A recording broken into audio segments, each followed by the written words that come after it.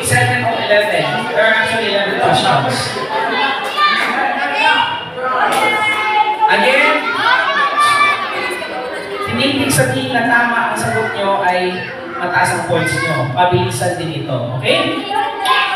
Sis Mikey, for our next question, in the New Testament, in which gospel does Yeshua mention the Feast of Tabernacles? Ang elder na tanong ko yan.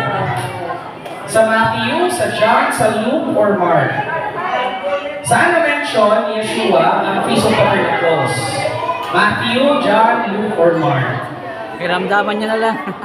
Guess lang. Dalawa ang nakatama, it's John. It's the book of John.